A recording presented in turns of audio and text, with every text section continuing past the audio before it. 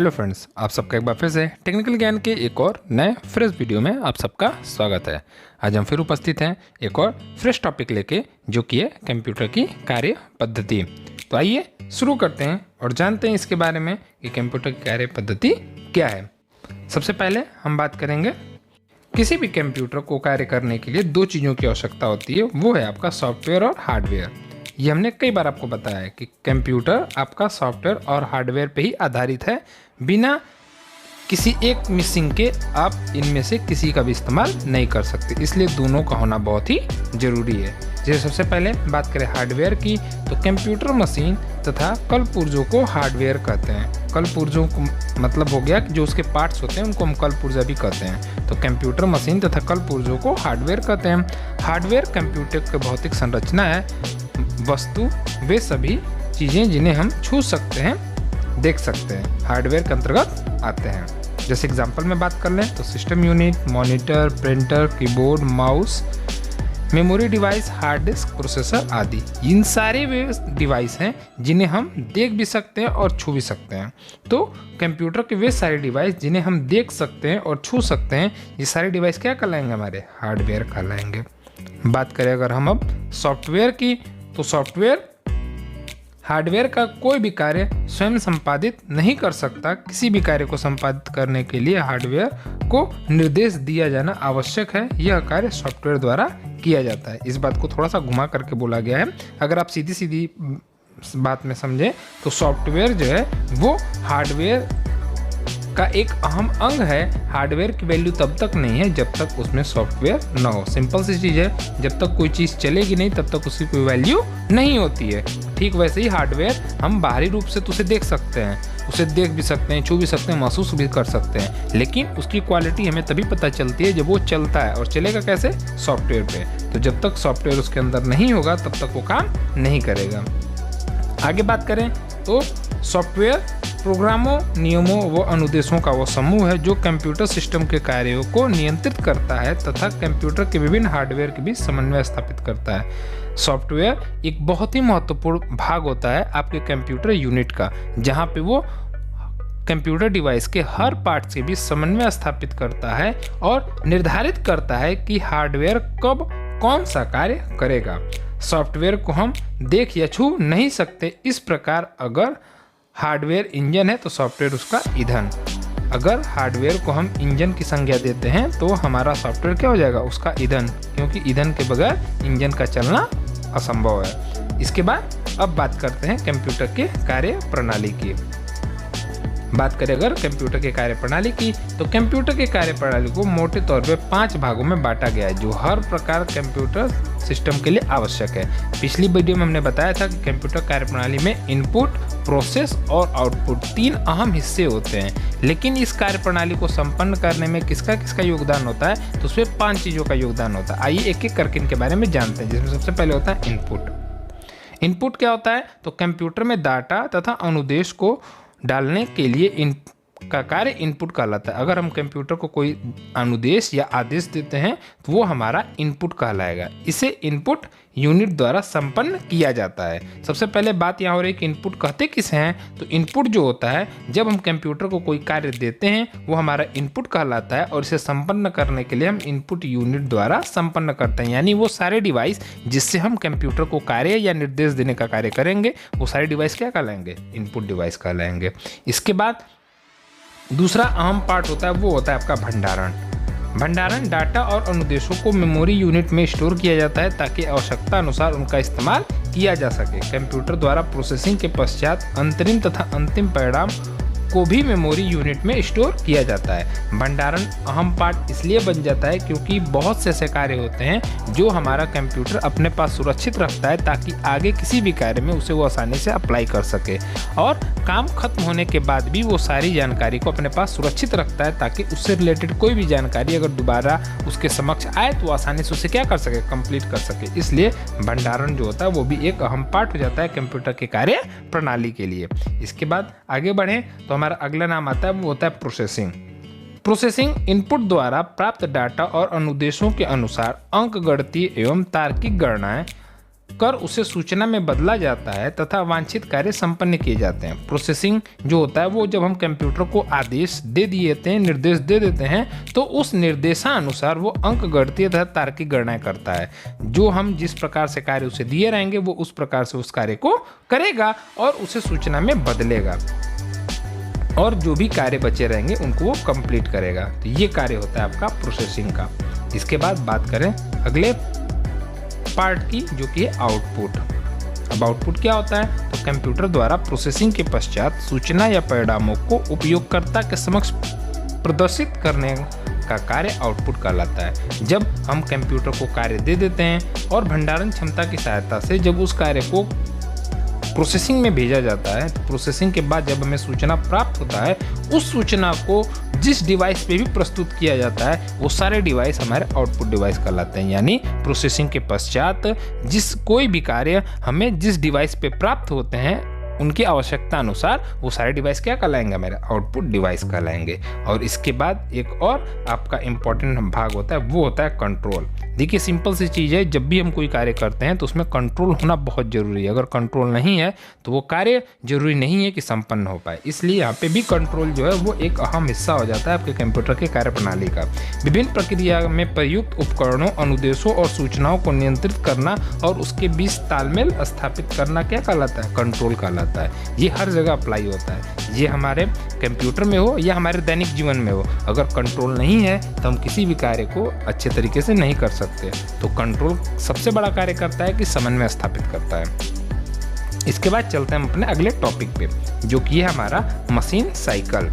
ये एक नई चीज़ है। मशीन साइकिल क्या होती है? तो आइए जानते हैं मशीन साइकिल हम कहते किसे हैं। तो कंप्यूटर द्वारा किसी छोटे निर्देश को संपन्न करने के लिए एक प्रोसेस से गुजरना पड़ता है, जिसे मशीन साइकिल हम कहते हैं।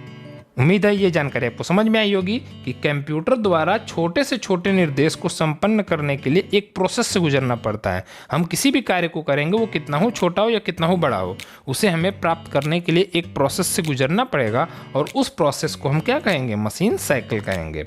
मशीन साइकिल को एक निश्चित क्रम में निष्पादन होने वाले 4 चरणों में बांटा जाता है। पहला होता है आपका फेज। फेज क्या होता है? तो मेमोरी को आवश्यक निर्देश प्राप्त करना। मेमोरी से आवश्यक निर्देश प्राप्त करना क्या कहलाता है? हमारा फेच कहलाता है। अब बात करते हैं हम डिकोड की। डिकोड क्या है? तो प्राप्त निर्देशों को कंप्यूटर द्वारा समझे जाने वाले कमांड में बदलना, जो क्या होता है? डिकोड कहलाता है। बहुत ही इंपॉर्टेंट बात होती है। अगर हम डिकोड नहीं करेंगे किसी चीज़ को तो हम उसके कार्य को नहीं समझ पाएंगे, स्पेशली तब जब उस कार्य को करने के लिए हमें दूसरे लैंग्वेज की आवश्यकता होती है। सबको पता है कि कंप्यूटर जो है बाइनरी नंबर या मशीनी लैंग्वेज पे कार्य करता है, या सिंपल सी भाषा में कहें तो कंप्यूटर जो है वो अपनी लैंग्वेज पे कार्य करता है जो उसे बताया गया होता है। तो हम जब भी कोई कमांड देंगे तो वो जब तक नहीं समझेगा तब तक कैसे करेगा? सिंपल सी चीज़ है। सपोज करिए अगर आप चले गए साउथ साइड में कहीं पे भी जहाँ पे हिंदी भाषा नहीं समझी जाती या नहीं बोली जाती है, तो अगर आपको वहाँ कोई बात अपनी रखनी होगी तो सबसे अहम बात हो जाएगी कि आप अपनी बात को उनको समझाएं, क्योंकि जब तक वो समझेंगे नहीं, काम करेंगे नहीं, तो वहाँ पे क्या होता है? आपको एक द्विभाषी की जरूरत पड़ती है। एक ऐसे व्यक्ति की जरूरत पड़ती है जो क्या करता हो? दोनों लैंग्वेज को जानता हो, और वो क्या करेगा? आपकी बात को कन्वर्ट करके उस सामने वाले व्यक्ति को समझाएगा, और वो अपनी बात जब आपके सामने रखेगा तो वो कन्वर्ट करके आपको बताएगा। तो यहाँ सबसे बड़ी चीज़ है कि जब तक आपकी भाषा को डिकोड नहीं की जाएगी, या ये सिंपल से बात में समझाएं, उसको अगर समझ में नहीं आएगा तो वो कार्य कैसे करेगा? तो यहाँ दूसरा सबसे महत्वपूर्ण कार्य हो जाता है डिकोड। डिकोड क्या करता है? तो प्राप्त निर्देशों को कंप्यूटर द्वारा समझे जाने वाले कमांड में बदलता है। अब बात करें अगले, तो वो होता है एग्जीक्यूट। इस कमांड को प्रोसेस द्वारा एग्जीक्यूट करना। अब हमें जब निर्देश मिल गया, निर्देश को हमने कंप्यूटर के समझने वाले कमांड में बदल दिया, तो अब उसे एग्जीक्यूट करना ये प्रोसेसर द्वारा किया जाता है, जब उस कार्य को कैसे करना है। और उसके बाद आखिरी होता है स्टोर। एग्जीक्यूशन के बाद प्राप्त परिणाम को मेमोरी में स्टोर करना। तो ये 4 चीज़ें होती हैं जो हमारी क्या कहलाती हैं? वो हमारी मशीनरी साइकिल कहलाती हैं। अब ये उम्मीद है कि ये चीज़ आपको अच्छे से समझ में आ गई होगी। अब बात करें अगले हेडिंग की, जो कि है कंप्यूटर हार्डवेयर के मुख्य भाग।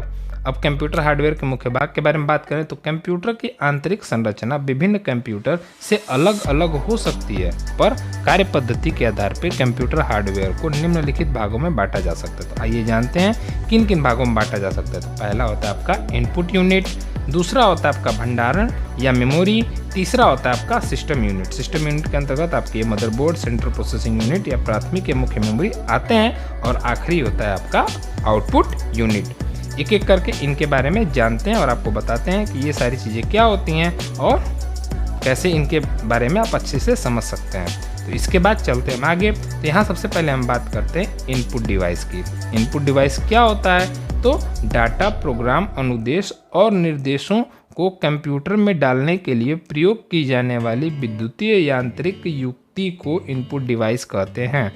कुछ ज़्यादा हिंदी में है, मैं आपको समझाता हूँ कि डाटा, प्रोग्राम, अनुदेश और निर्देश को कंप्यूटर में डालने के लिए प्रयोग की जाने वाली विद्युत यांत्रिक युक्ति को इनपुट डिवाइस कहते हैं। सीधी सीधी भाषा में कंप्यूटर को आदेश देने के लिए या कंप्यूटर को निर्देश देने के लिए जिस डिवाइस का हम इस्तेमाल करते हैं उस डिवाइस को हम क्या कहेंगे? इनपुट डिवाइस कहेंगे। सिंपल सी चीज़ है, आप इसको समझ जाइए।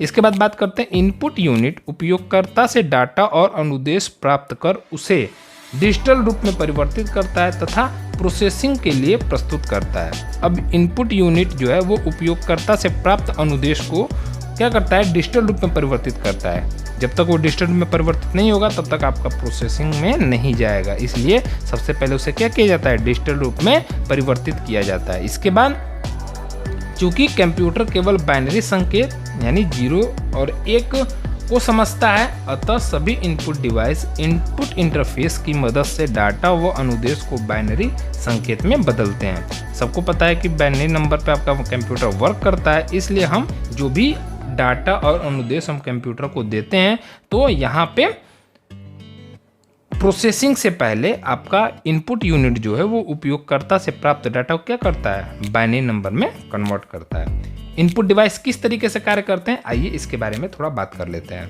तो इनपुट डिवाइस इस तरह से कार्य करते हैं जिनमें सबसे पहला आता है आपका डाटा, अनुदेश तथा प्रोग्राम को स्वीकार करना। सबसे पहले कार्य होता है कि हम डाटा, अनुदेश और प्रोग्राम को कंप्यूटर क्या करता है? स्वीकार करता है। इसके बाद बात करें उसे बाइनरी कोड में बदलना।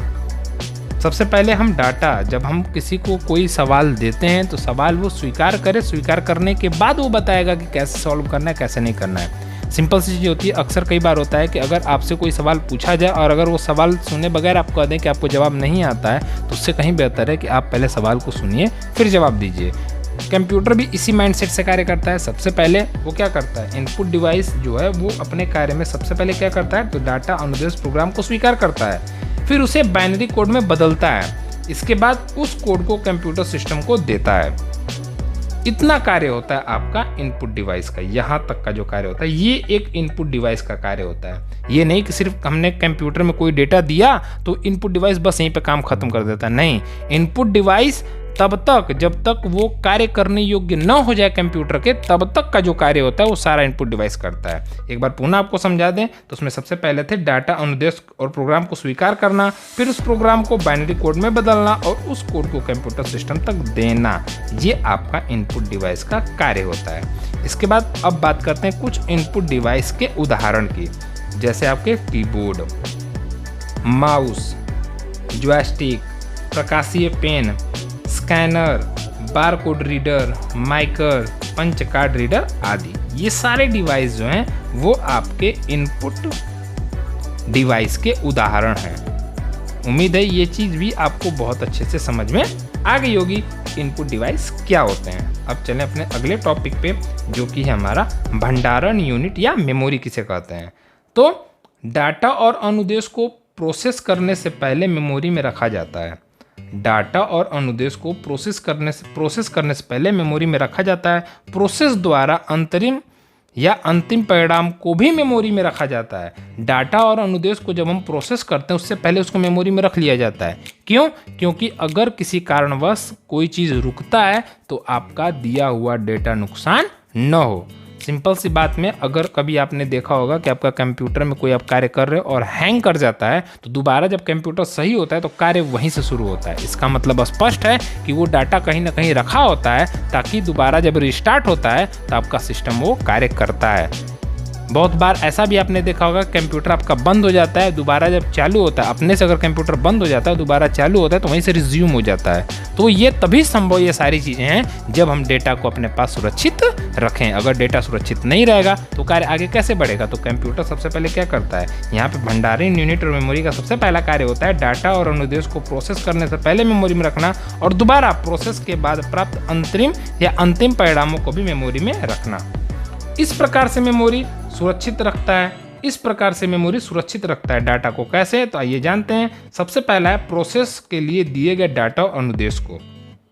सबसे पहले प्रोसेस के लिए दिए गए डाटा और अनुदेश को मेमोरी सुरक्षित रखता है। दूसरा, आपका अंतरिम परिणामों को भी मेमोरी क्या करता है, अपने पास सुरक्षित रखता है। बात करें तीसरा, तो वह अंतिम परिणामों को भी आपका क्या करता है, वो अपने पास सुरक्षित रखता है। तो मेमोरी इस प्रकार से आपके डेटा को क्या करता है, अपने पास सुरक्षित रखता है।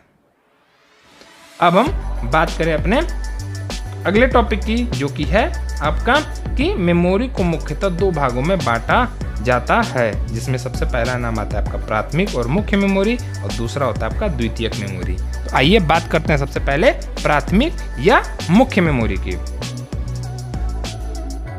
यह कंप्यूटर सिस्टम यूनिट के अंदर स्थित इलेक्ट्रॉनिक मेमोरी है। इसकी स्मृति क्षमता कम जबकि गति तीव्र होती है। इसे अस्थायी मेमोरी निर्देश और तत्कालिक परिणामों के लिए संग्रहित किया जाता है। अस्थायी मेमोरी जिसमें कंप्यूटर को ऑफ कर देने पर सूचनाएं समाप्त हो जाती हैं। तो ये वो मेमोरी है, प्राथमिक मेमोरी वो मेमोरी होती है जिनके पास बहुत ज़्यादा क्षमता नहीं होती है, लेकिन इनकी गति बहुत ही तेज होती है और ये सूचना को अपने पास तब तक ही संभाल के रख सकते हैं जब तक आपका सिस्टम रन कर रहा होता है। जैसे आपका सिस्टम बंद हो जाएगा किसी भी कारणवश, आपका वो सारी सूचनाएं समाप्त हो जाती हैं। इसके बाद बात करें डाटा और अनुदेशों को प्रोसेस करने से ठीक पहले प्राथमिक मेमोरी में अस्थायी रूप से रखा जाता है। अंतरिम परिणामों तथा प्राप्त आउटपुट को प्रदर्शित करने से पहले प्राथमिक मेमोरी में स्टोर किया जाता है। तो ये सारी चीज़ें जो होती हैं वो प्राथमिक मेमोरी में ही क्या होती हैं, सुरक्षित की जाती हैं। सेमीकंडक्टर रजिस्टर, कैश, रोम, रैम प्राथमिक मेमोरी के उदाहरण हैं। इसमें रोम जो होता है यही एक ऐसी मेमोरी होती है जो अस्थायी मेमोरी होती है, लेकिन इसमें रखे डेटा को हम परिवर्तित नहीं कर सकते, जिसको हम रीड ओनली मेमोरी कहते हैं।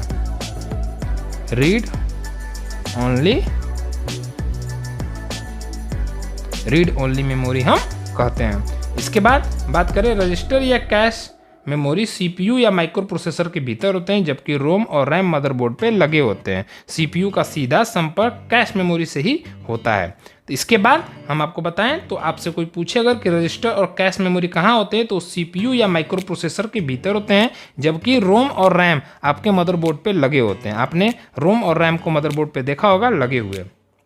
ये होती है हमारी प्राथमिक मेमोरी। अगर अब हम बात करें द्वितीयक मेमोरी के बारे में या सहायक मेमोरी के बारे में, तो डाटा, सॉफ्टवेयर तथा अंतिम परिणामों को अस्थायी रूप से सहायक मेमोरी में संग्रहित किया जाता है। आपका जो भी डेटा कंप्यूटर में सुरक्षित होता है वो सारा आपका अस्थायी मेमोरी यानी द्वितीयक मेमोरी में क्या होता है, सेव होता है। कंप्यूटर प्रोसेस द्वारा डाटा प्रोसेस से पहले सहायक मेमोरी में से मुख्य मेमोरी में लाया जाता है। अगर किसी द्वितीयक मेमोरी में कोई चीज़ रखी हुई है और उसे अगर आप फिर से प्रोसेस करते हैं तो क्या होता है, सबसे पहले कंप्यूटर प्रोसेस द्वारा डाटा प्रोसेस से पहले सहायक मेमोरी से मुख्य मेमोरी में लाया जाता है। सहायक मेमोरी में कम खर्च, विशाल स्टोर करने की क्षमता होती है। यह अस्थायी मेमोरी होती है जिसमें कंप्यूटर को बंद करने या विद्युत उपलब्ध न होने पर भी डेटा नष्ट नहीं होता है, जिसमें सबसे पहला नाम आता है मैग्नेटिक टेप या मैग्नेटिक डिस्क यानी चुंबकीय मेमोरी, ऑप्टिकल डिस्क जिसे आप सीडी या डीवीडी भी कह सकते हैं, जिसको आपने देखा होगा। तीसरा हार्ड डिस्क, ये भी आपने भी देखा होगा। ये आपके क्या हैं, आपके सहायक मेमोरी के उदाहरण हैं। अब बात करें हम अपने अगली हेडिंग की, जो कि है आपका सिस्टम यूनिट। सिस्टम यूनिट क्या होता है, तो आइए बात करते हैं सिस्टम यूनिट के बारे में। तो किसी पर्सनल कंप्यूटर या सिस्टम यूनिट उसका मुख्य हार्डवेयर होता है। किसी पर्सनल कंप्यूटर का सिस्टम यूनिट उसका मुख्य क्या होता है, हार्डवेयर होता है। सिस्टम यूनिट टिन या प्लास्टिक का बना एक बॉक्स होता है जिसमें इलेक्ट्रॉनिक कंपोनेंट होते हैं। आपने सीपीयू को देखा है ना, CPU में आपने जो बॉक्स देखा है जिसके अंदर सारे कंपोनेंट्स लगे होते हैं, जैसे motherboard, RAM, ROM, hard disk, CD DVD, SMPS इत्यादि जैसी चीज़ें, तो जिस बॉक्स में वो लगी होती है उसको हम क्या कहते हैं, सिस्टम यूनिट कहते हैं, जो टिन या प्लास्टिक का बना होना एक बक्सा होता है। इनपुट और आउटपुट डिवाइस के अतिरिक्त कंप्यूटर के सभी हार्डवेयर सिस्टम यूनिट के अंदर ही स्थित होते हैं। जितनी सारी चीज़ें आपके कंप्यूटर में लगाई जा सकती हैं वो सारी चीज़ें आपके कंप्यूटर सिस्टम यूनिट के अंदर ही स्थित होती हैं। सिस्टम यूनिट में मुख्यतः power supply, motherboard, central processing unit, micro processor, मुख्य मेमोरी तथा कई पोर्ट होते हैं। ये सारी चीज़ें आपको CPU में देखने को मिलती हैं। आपने देखा होगा कुछ इस प्रकार से एक बना हुआ बॉक्स होता है जहाँ पे सबसे ऊपर आपका CD DVD, फिर आपको यहाँ पे बीच में आगे वाले पोर्शन की अगर हम बात करें एक बार आपको समझाने के लिए, तो आपको बताएं कि कुछ इस प्रकार से आपका CPU दिखता है सामने से, जहाँ पे सबसे ऊपर आपने देखा होगा इस तरीके से एक बॉक्स होता है। ये इसको हम CD DVD का ओपन करने वाला की होता है, ओपन करने वाली की। उसके बाद बीच में कुछ SS बने होते हैं जहाँ पे आपके 2 USB पोर्टल और आपको ऑडियो पिन दिया होता है, इसे हम USB पोर्टल कहते हैं, और ये आपके ऑडियो पिन होते हैं। इसके बाद नीचे आपको 2 की होते हैं जिसमें एक की को हम स्टार्ट की और एक को पावर ऑन की।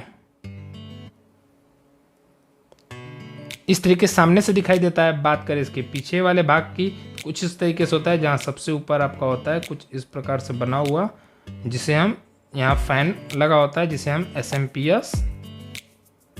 इसके बाद आपको एक मदरबोर्ड का लंबा सा हिस्सा नज़र आता है जिसमें सबसे ऊपर आपका PS2 कीबोर्ड और PS2 कीबोर्ड और माउस पोर्टल होते हैं। उसके बाद बात करें उसके नीचे तो आपका होता है VGA और भी बहुत सारे एक्स्ट्रा पोर्टल दिए होते हैं। उसके बाद बात करेंगे आपको तो यहाँ पे आपको 4 USB पोर्टल दिए होते हैं। इसके बाद आपको ठीक उसके नीचे LAN होता है।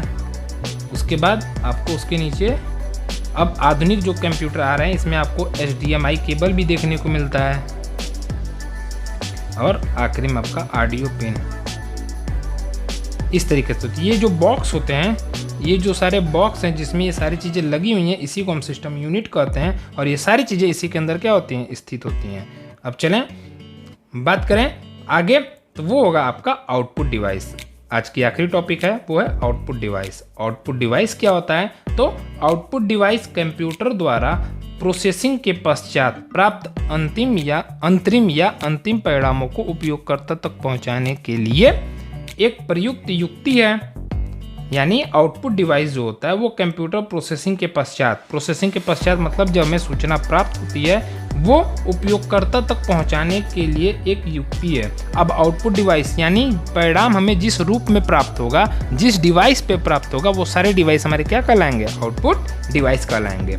यह कंप्यूटर को उपयोगकर्ता के साथ जोड़ता तथा प्रोसेसर द्वारा प्राप्त परिणामों को उपयोगकर्ता तक समझाने योग्य स्वरूप में प्रदर्शित करता है। यह कंप्यूटर को उपयोगकर्ता के साथ जोड़ता है। यानी अगर एक सिंपल सी चीज़ है, अगर एक आप वीडियो प्ले कर दिए और वीडियो प्ले करने के बाद सामने मॉनिटर ना हो तो क्या आप उस वीडियो को देख पाएंगे? बिल्कुल नहीं देख पाएंगे। तो यहाँ पे जो भी आउटपुट डिवाइस, जितने सारे आउटपुट डिवाइस होते हैं वो हमें कंप्यूटर से जोड़ने का कार्य करते हैं। वो स्पीकर हो, वो आपका मॉनिटर हो, वो आपका प्रिंटर हो, ये सारे आपको के कार्य को अंतिम रूप देने का कार्य करते हैं, जिसकी वजह से हम कंप्यूटर से जुड़े रहते हैं। अगर ये सारी चीज़ें ना हो तो हम कंप्यूटर पे कोई कार्य करना पसंद नहीं करेंगे। तो ये क्या करता है, सबसे पहले यहाँ बता रहा है कि यह कंप्यूटर को उपयोगकर्ता के साथ जोड़ता तथा प्रोसेस द्वारा प्राप्त परिणामों को उपयोगकर्ता के समझाने योग्य स्वरूप में प्रदर्शित करता है। समझाने योग्य स्वरूप का मतलब ये हो गया कि वो जिस रूप में, जैसे अगर आपने कोई सवाल बोल करके पूछा है तो वो आपको ऑडियो के रूप में जवाब देगा। अगर आपने कोई सवाल लिख करके पूछा है तो स्क्रीन पे आपको लिखा हुआ जवाब मिलेगा। अगर आप उसे हार्ड कॉपी में कन्वर्ट करना चाहते हैं तो प्रिंट करके आपको देगा। तो जिस रूप में आप समझना चाहते हैं उस रूप में आपको प्रदर्शित करके वो देता है। चूंकि प्रोसेसर से प्राप्त परिणाम बाइनरी संकेतों यानी 0 1 में होते हैं, अतः आउटपुट इंटरफेस जो होता है वो सामान्य संकेत में परिवर्तित किया जाता है। अगर आपको याद हो, अभी मैंने बताया आपको कि इनपुट सबसे पहले क्या करता है, इनपुट इंटरफेस जो होता है वो सबसे पहले आपके जवाब को, आपके सवाल को कंप्यूटर में पहुंचाने से पहले क्या करता है, उसे कंप्यूटर में समझने योग्य परिवर्तित करता है, उसके बाद प्रोसेसर तक पहुंचाता है। ये कार्य होता है आपका कंप्यूटर का, तो सॉरी इनपुट का। तो इनपुट में जब वो डेटा बाइनरी नंबर में प्राप्त होते हैं तो वो जवाब भी बाइनरी नंबर में ही देगा, क्योंकि प्रोसेसर को बाइनरी नंबर के अलावा और कोई लैंग्वेज नहीं आती है। लेकिन जब हमें आउटपुट प्राप्त होता है तो आपका आउटपुट इंटरफेस जो होता है, ये आउटपुट इंटरफेस जो होता है, इसका प्रमुख कार्य होता है कि सबसे पहले क्या करे, वो बाइनरी नंबर को सामान्य संकेतों में परिवर्तित करें और आपके समझने योग्य लैंग्वेज में उसे बनाएं। अगर वो बाइनरी नंबर में हमें दिखाई देगा तो हम कुछ भी नहीं समझ पाएंगे और हमारा कार्य और भी कठिन हो जाएगा। जैसे एक सवाल अगर आपने कंप्यूटर से पूछा, उसने बाइनरी नंबर में जवाब दे दिया, तो यहाँ आपको कुछ भी समझ में नहीं आएगा अगर आप बाइनरी नंबर को नहीं जानते हैं। तो यहाँ पे हमारे कार्य को सरल बनाने के लिए हम कंप्यूटर क्या करता है कि आउटपुट इंटरफेस से हम प्राप्त बाइनरी संकेतों को क्या करता है, सामान्य संकेत में परिवर्तित करता है, ताकि हम उसे आसानी से क्या कर सकें, समझ सकें। आइए अब बताते हैं आउटपुट डिवाइस के कार्य। आउटपुट डिवाइस के कार्य किस तरीके से होते हैं और वो कैसे करते हैं। तो सबसे पहले सीपीयू से परिणाम प्राप्त करना। आउटपुट का सबसे पहला कार्य होता है सीपीयू से परिणाम प्राप्त करना। इनपुट का सबसे पहला कार्य क्या था आपका, इनपुट का सबसे पहला कार्य था कि वो निर्देश और आदेश को क्या करे, यूजर से प्राप्त करे। और यहाँ आउटपुट सबसे पहले क्या कर रहा है, सीपीयू से परिणाम प्राप्त करता है। दूसरे नंबर पे प्राप्त परिणामों को मानव द्वारा समझने जा सके वाले संकेतों में बदलना। दूसरा सबसे महत्वपूर्ण आउटपुट का कार्य होता है सबसे पहले कि प्राप्त परिणामों को मानव द्वारा समझे जा सकने वाले संकेतों में बदलना। वही इनपुट आपका क्या करता था, इनपुट आपका आपकी भाषा में प्राप्त सवाल को कंप्यूटर के समझने योग्य लैंग्वेज में क्या करता था, वो बदलता था। और इसके बाद था आपका परिणाम के परिवर्तित संकेतों को उपयोगकर्ता तक पहुंचाना। उसके बाद इनपुट क्या करता था आपका कि परिणाम कन्वर्ट करने सवाल कन्वर्ट, निर्देश कन्वर्ट करने के बाद बाइनरी नंबर में प्रोसेसर तक पहुंचाना। तो यहाँ आप देख सकते हैं कि इनपुट और आउटपुट क्या करते थे, एक कार्य करते थे। यहाँ पे सिंपल सी चीज होती है कि इनपुट हमने कर दिया, इसका मतलब ये नहीं कि सवाल चला गया, नहीं। उससे पहले क्या होता था, पहले उसे बाइनरी नंबर में बदला जाता था पहले नंबर पे, दूसरे नंबर पे बाइनरी नंबर में बदलने के बाद उसे प्रोसेसर तक पहुंचाया जाता था। पहले नंबर पे आपका होगा निर्देश प्राप्त किया जाता था, दूसरे नंबर पे उसे बाइनरी नंबर में बदला जाता था और तीसरे नंबर पे क्या होता था आपका, उसे प्रोसेसर तक पहुंचाया जाता था। वहीं आपका आउटपुट सबसे पहले क्या करता है, तो सीपीयू से परिणाम प्राप्त करता है। दूसरे नंबर पे क्या करता है, उस प्राप्त परिणाम को मानव द्वारा समझने जाने वाले संकेत में बदलना। मतलब जिस लैंग्वेज को आप समझ सकते हैं, जिस तरीके से आप उस चीज को समझ सकते हैं, उस लैंग्वेज में क्या करना, बदलना। और उसके बाद तीसरे नंबर पे क्या था आपका, परिणाम, प्राप्त परिणाम या परिणाम को परिवर्तित संकेतों को उपयोगकर्ता तक पहुंचाना। ये सारे काम कंप्लीट करने के बाद ही आपका कंप्लीट इनपुट और कंप्लीट आउटपुट कहलाता है। इस चीज को उम्मीद है आप अच्छे तरीके से समझ गए होंगे। आइए अब बात करते हैं आउटपुट डिवाइस के कुछ उदाहरण के बारे में, जिसमें सबसे पहला नाम आता है वो होता है मॉनिटर। मॉनिटर जो कुछ इस प्रकार से आपको नजर आता है, जहाँ पे सारे आउटपुट डिवाइस इस स्क्रीन पे नजर आते हैं, जहाँ पे आप अपने सारे परिणामों को और कार्यों को क्या कर सकते हैं, देख सकते हैं। दूसरा है आपका प्रिंटर। प्रिंटर क्या करता है, सॉफ्ट कॉपी को हार्ड कॉपी में परिवर्तित करने का कार्य करता है। तीसरे नंबर पर होता है आपका प्लॉटर। प्लॉटर एक डिवाइस होती है जो आपने देखा है ना, बैनर और फ्लैक्स छापने के लिए जिस डिवाइस का इस्तेमाल किया जाता है उसे हम क्या कहते हैं, प्लॉटर कहते हैं। सिंपल सी भाषा में ये भी क्या करता है, सॉफ्ट कॉपी को हार्ड कॉपी में कन्वर्ट करने का कार्य करता है। चौथे नंबर पे आपका स्पीकर। स्पीकर जिसकी एक सामान्य बनावट कुछ इस प्रकार से होती है, आपने देखा होगा, जिस क्या करता है कि इलेक्ट्रॉनिक तरंगों को ऑडियो के रूप में प्राप्त इलेक्ट्रॉनिक तरंगों को क्या करता है, ऑडियो में कन्वर्ट करके आप तक पहुंचाने का कार्य करता है। इसके बाद बात करें अगले डिवाइस की, जो कि है स्क्रीन इमेज प्रोजेक्टर। आपने देखा है ना पर्दे वाली फिल्म, वो जिस डिवाइस से चलती है उसे हम क्या कहते हैं, स्क्रीन इमेज प्रोजेक्टर, जो उसे क्या करता है, प्रोजेक्ट करता है ताकि हम एक बड़ी स्क्रीन पर उसे क्या कर सकें, देख सकें। उसके बाद होता है कार्ड रीडर। कार्ड रीडर आपने देखा है ना, मेमोरी कार्ड जो कंप्यूटर में लगाने के लिए एक अलग से हमें क्या करते हैं, डिवाइस का प्रयोग करते हैं, जो कुछ इस प्रकार से दिखाई देता है।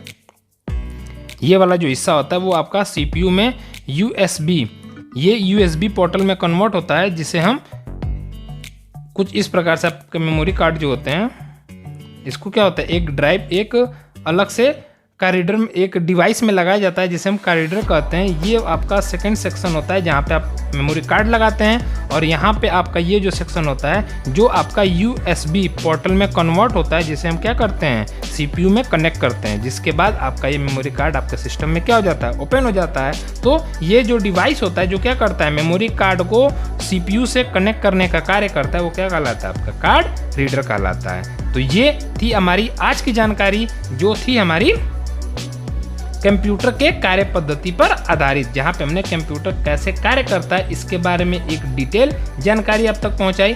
उम्मीद है ये जानकारी आपको अच्छे से समझ में आई होगी। कैसा लगा वीडियो हमें जरूर बताइएगा। अगर आपका कोई कमेंट और सुझाव हो तो आप कमेंट बॉक्स में दे सकते हैं। इसके अलावा अगर आपके पास, हमने पिछली कई वीडियो में भी आपसे बताया कि अगर आपके पास कोई ऐसा टॉपिक हो जो लगता हो कि आज के समय में लोगों तक होना चाहिए या पहुंचना चाहिए, तो आप हमें इंस्टाग्राम पे फॉलो करके DM कर सकते हैं, यानी मैसेज कर सकते हैं। हम पूरी कोशिश करेंगे उस वीडियो को जल्द से जल्द अपने चैनल पे लाने की। मिलते हैं अगले वीडियो में एक और नई जानकारी के साथ। तब तक के लिए आप सभी का बहुत बहुत धन्यवाद। घर पे रहें, सुरक्षित रहें।